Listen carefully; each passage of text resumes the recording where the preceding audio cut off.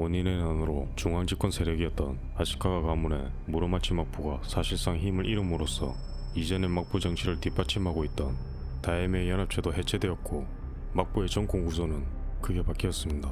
다에메도는 더 이상 막부의 통제를 받지도 신경도 쓰지 않았으며 자신의 영지를 하나의 독립국으로 여기면서 분코법을 만들어 영지 지배를 강화하였습니다. 이 같은 하극상으로 나날이 막부의 권위는 땅에 떨어지게 되는 반면 기존의 밑에 있던 여러 다이묘들은 자신의 세력과 영지를 확장하기 위해 야심을 품게 되고 숱한 전쟁이 일어나게 되는데 이것이 일본의 전국시대 상황입니다. 다이묘들은 자신의 힘을 키우거나 방어를 하기 위해 중요한 방법 중 하나로 닌자를 용병으로 고용하거나 휘하에두고 이용하기 시작했습니다. 유호시족처럼 야간 작전에 전문 악당과 약탈자 집단을 고용하는 곳도 있었고 전투 전에 닌자를 모집하는 곳도 있었는데 한 예로 무사시 마치야마성의 우에다 전투 전에 병선한 닌자를 모집할 때는 밤길 달리기, 밤에 도둑질 해오기 등의 테스트를 시킨 뒤 합격하면 전과자는 제를 탕감해주고 태평기에서는 아시카루, 산적, 도적도 차별하지 않고 다 불러모은다. 출세한 다이묘에서 그들의 도움을 받지 않은 자는 한 명도 없을 것이다 라고 나와있다고 합니다.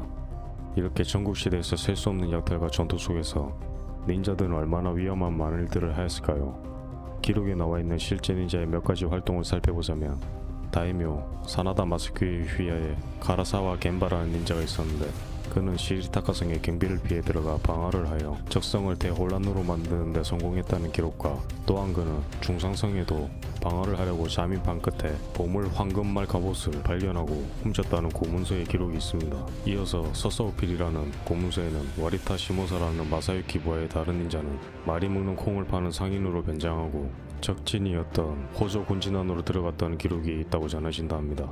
다음은 닌자들의 계급과 체계를 알아보겠습니다.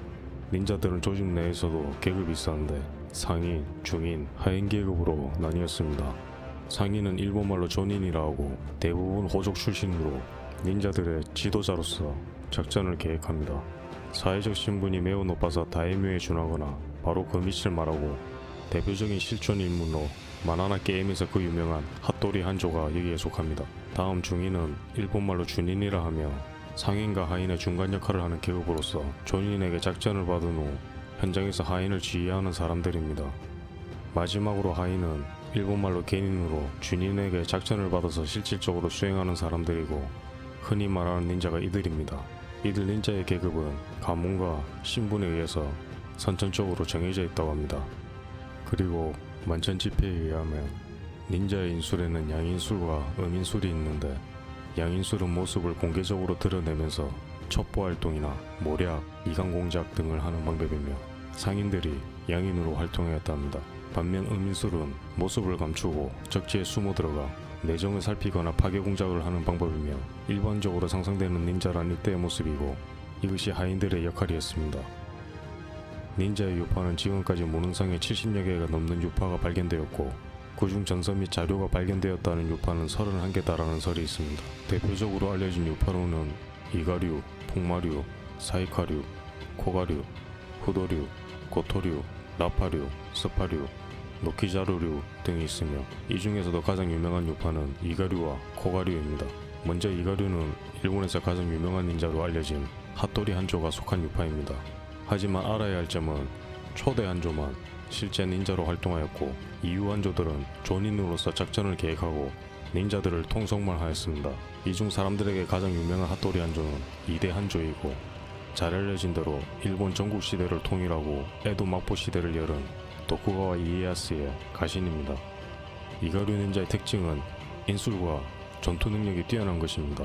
앞서 말했던 가장 현실적인 닌자의 기원인 13세기 가마쿠라 시대 말기에 영주의 장원제 지배에 반항이 있었던 악당들 중 슈겐도, 야마부시 등이 사용했던 전술을 대대로 습득하여 그 전술을 바탕으로 전투에서 활용했다고 합니다.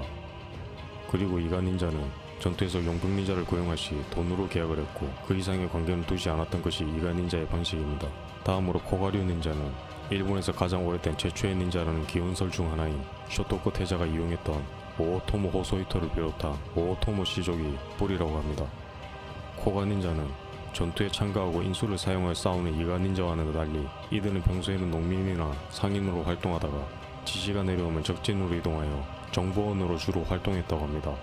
예로 코가 지역에는 약초가 풍부하게 자생하고 있었기 때문에 그것을 가지고 약장수로 변장하여 적지에서 정보 수집을 했다고도 하고, 또한 환경적인 요소 때문에 약하게도 지식이 풍부하여 독약을 이용한 인술도 특기였다고 합니다. 이가와 코가 지역은 산 하나를 사이에 둔 가까운 지역입니다. 이가와 코가의 사이에 대해서는 TV나 영화, 만화 등에서 적대시하는 것처럼 그려지는 경우가 많아서 둘의 지역 사이는 안 좋았다고 인식되는 경우가 많은데 사실은 그렇지 않았다고 합니다. 어느 한쪽이 공격당하면 함께 싸우고 지리적으로 인접해 있어 옛날부터 친척 관계가 많으며, 그리고 전국시대에는 이가와 코가의 경계에서 노율이라고 불리는 야외 회의를 개최하는 등 서로 협력하는 관계였습니다. 단지 한때 오다 노부나가가 이가에 쳐들어왔을 때 어쩔 수 없이 코가는 오다 노부나가의 부하 입장이었기 때문에 이가와 싸우지 않으면 안 됐습니다. 이후 에도 시대에 이르러서는 모두 도쿠가와 이에야스의 차남이 돼 있었기 때문에 불화 같은 것은 없었다고 합니다. 다음은 실제로 존재했던 닌자들입니다. 수가 많으므로 텍스트로 대신하겠습니다.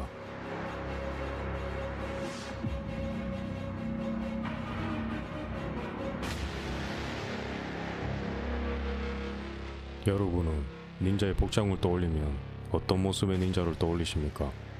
대부분의 사람들이 검은색 복장에 검은 복면을 하는 닌자를 떠올릴 것입니다. 하지만 검은색 복장의 닌자는 현대에서 창작된 닌자의 모습이라는 의견이 강하고, 실제 닌자들은 감나무 잎으로 염색한 갈색류나 남색의 복장을 입었다고 합니다.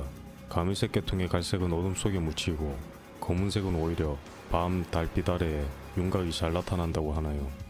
다음은 닌자들이 사용했던 무기들입니다. 대표적으로 닌자의 무기를 떠올리면 수리검인데 막대 모양에서부터 십자형, 원형 모양까지 다양하게 있고, 닌자는 민첩하게 움직여야 하고 도망에 방해가 되는 물건을 많이 가지고 다니지 않았으므로 수리검 같은 경우에는 크고 무겁기 때문에 일반적으로 휴대하고 있던 개수는 1개에서 많아야 3, 4장뿐이었다고 합니다. 코나이는 무기로도 사용되지만 뒷부분이 고리로 되어 있어 끈이나 줄을 넣어 묶은 후 이용하거나 벽이나 바닥에 구멍을 팔 때도 이용했다고 합니다. 닌자도 역시 닌자의 상징적인 무기 중 하나입니다. 휴대성과 기능성을 향상시키기 위해 무사가 사용하는 일본도에 비해 크기가 작고 또 직도 형태인 것이 특징입니다. 하지만 그 당시 닌자도를 사용했다는 기록도 없고 실존하지 않았던 무기라는 설이 있습니다. 현재 존재하는 닌자도들은 관광용으로 제작된 것이라고 합니다. 쉐검은 농경도구인 낮에 체인을 걸어 무기화시킨 것입니다. 마카비시는 도망길에 뿌리는 것으로 적의 추격을 막는 데 쓰입니다. 오니비시 열매와 히메비시의 열매를 말린 것이나 금속을 사용했습니다. 카기나와는 발판이 없는 벽과 절벽 등을 오를 때와 다리가 없는 계곡을 건널 때, 그리고 사람을 생포하고 난 후 몸을 묶는 데 사용했었고, 닌자뿐만 아니라 병사와 사무라이가 사용하기도 했다고 합니다. 수가쿠는 닌자가 암살용으로 사용하는 무기라고 하고, 손등에 장착하는 것과 손바닥에 숨겨 장착하는 두 종류가 있다고 하네요. 무기 외에는 나무와 돌담에 박아 오르락 내리락 하는 용도로 썼다고 합니다. 이 외에도 톱, 화약, 만력새, 바람총, 미온양 등의 무기를 사용했습니다.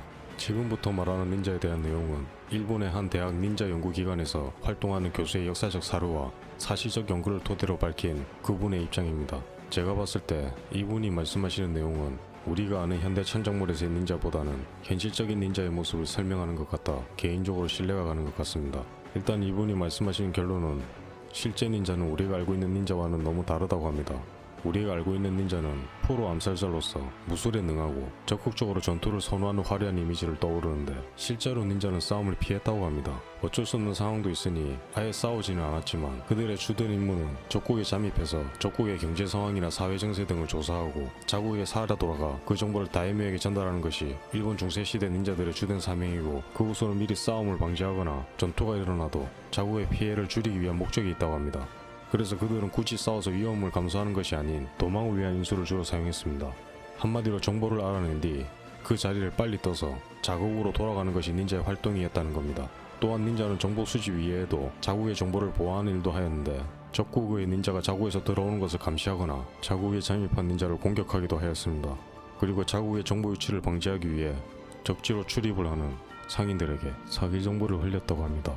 그리고 수리검에 대해서 일설에는 손을 떠는 검이라는 뜻으로 수리검이라고 불린다는 말이 있습니다. 하지만 전쟁 속에서 그러한 비행 도구를 사용한 기재는 있지만 소위 십자수리검 등의 표창을 실전에서 사용되었다는 기록은 없습니다라고 그는 말하였습니다. 전국시대가 끝나고 도쿠가와 이에야스의 에도 막부 시대가 열리면서 일본 내에 점차 평화가 찾아왔습니다. 그러므로 에도 시대 말기에는 더 이상 닌자들이 필요 없게 될 정도로 되자 그들은 귀농하여 농민이 되거나 몇몇은 계속 남아 자신들의 인수를 연마하여 전수를 하거나 어떤 이는 약을 팔거나 장사를 했고 어떤 이는 수도자의 길을 택하는 사람도 있었고 어떤 사람은 인수를 이용한 고개사가 되기도 하는 등 각자 자신의 길을 찾으면서 닌자는 역사 속으로 사라지고 있었습니다. 하지만 끝난 줄만 알았던 닌자의 마지막 미션이 발생합니다.